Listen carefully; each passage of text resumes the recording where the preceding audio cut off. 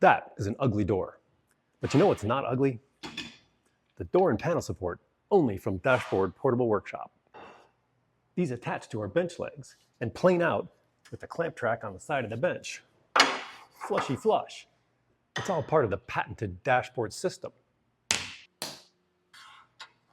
They have these adjustable platforms with grooves in them to keep your stuff from sliding off if it tilts. Set the height wherever you want. The door goes on at a nice comfortable height. Clamp it.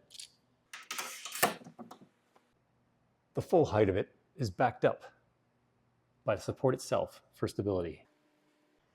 Now route it, plane it, chisel it, whatever.